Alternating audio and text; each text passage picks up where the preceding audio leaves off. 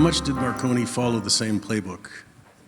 It's a great question. Honestly, I don't know the answer because I didn't, when I went back through this, I didn't go back through Chrysler down to Iacocca. I do know that Marone was a fan of Iacocca, but my impression is that he didn't follow Iacocca's playbook. He followed his own playbook from Fiat, not Iacocca's playbook from the original turnaround of Chrysler. And I mentioned things like the introduction of world-class manufacturing, which was, as it was then, was an operational technique or program which was introduced probably after Iacocca came in and rescued Chrysler. So I can't tell you definitively, nobody can, but I've seen no reference that he used his playbook. It seemed to me pretty clear that he was using his own playbook from Fiat as the basis from which to restructure Chrysler. And frankly, when you look at the executives he brought over, he actually did it mostly with Chrysler executives. Very few from Fiat, but they did have this idea in this playbook from what he was going to do, from what happened at Fiat prior to that. But I don't have a great definitive answer, but my impression is that it was his own playbook from Fiat. Thanks. Bob? How much of the value creation was opportunistic? That the financial crisis actually provided a backdrop where you could do things and get things done. And for someone who's clever, sharp, he was able to clearly acquire assets for far less than what they're worth. So if it had not had the financial crisis, potentially the outcome might here have been totally different. Yeah. Do you think that makes sense? And it's kind of like externalities, because of great management, to then be opportunistic when there's things to be done. Yeah. It's a great question, but it's hard to disaggregate. It's not impossible. I mean, we said by the end he created, 60 billion of value. Now, part of that was what he did with Ferrari, which was nothing to do with what happened, in 2009. And actually, I think this gets undersold. Now, you imagine trying to deal with the amount of stuff he's dealing with as CEO at Fiat Group, and he has the wherewithal to buy back the Ferrari stake in the middle of trying to save Fiat. Not only that, he is seemingly wise enough to see the problems of the wider auto industry, right? Confessions of a Capital Junkie, the famous presentation, he acknowledges and shows that the industry as a whole destroys capital and needs to do something about it. But he is smart enough to realize he has his own jewel, Ferrari at this point, whose economics don't seem to be the same as the rest of the car industries. Now, it seems to be, certainly by the ratings and the multiples, Ferrari is considered not to be a car stock today. It trades on the Hermes level type of ratings, But I think a lot of us, me included, would have been very skeptical that Ferrari could have maintained its economics and pricing power in the way it has done, deliver unit volume growth to the extent it has whilst maintaining pricing power. He's clearly identified that that business isn't the same as all the other businesses. And actually, if you look, he has Maserati in there as well, which he tried to, and didn't have the same power. And, he's still part of the Stellantis group. So clearly, there are some times in life where you get an opportunity to do things you would never be able to do. You're not going to go into the US and take over a US auto manufacturer as a foreign entity under virtually all the circumstances, unless you're the only guy at the table and the government doesn't want to put more money in. So a huge portion of that value accretion clearly came from being willing to bet at that point. But he also clearly managed to extract value other than within that financial crisis.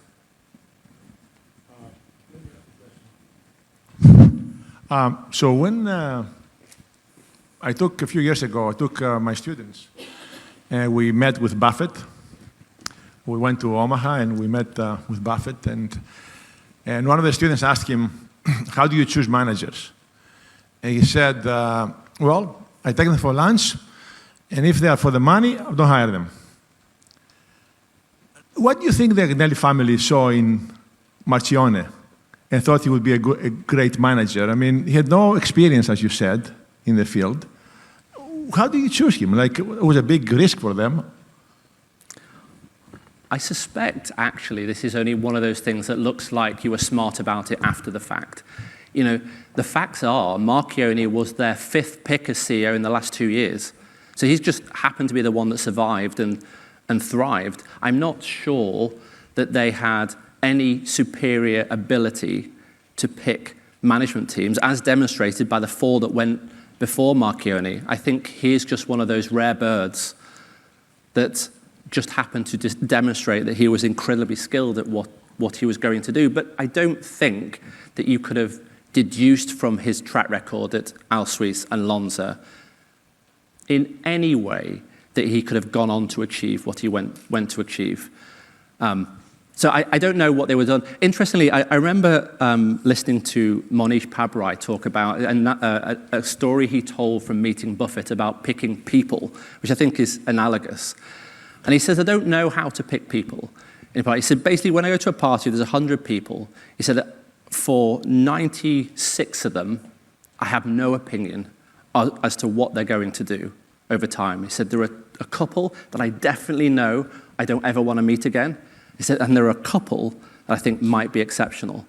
And I think it's probably the best structure I've ever heard for trying to pick great people. It's just, you know, trying to pick one in an interview is just really, really tough. But if you do it over enough people, occasionally you kind of see this polished or unpolished gem, and perhaps you run with it at that point. But I don't think that was the case for Marchione in this instance. It seemed to be a very quick introduction into the Fiat family, and I think it was blind luck that he was the guy they picked at the right point at the right time.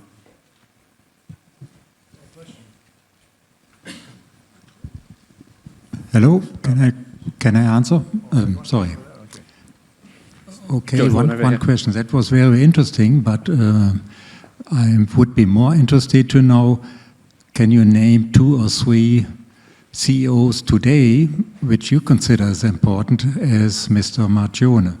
And if, well, maybe I'm thinking also about 1 or maybe up to 3 at the most, I consider as very, very exceptional. So maybe we can exchange names. I said to you at the start that I don't have a great conclusion from this, and I don't have a great process for looking for these superstar CEOs. I haven't.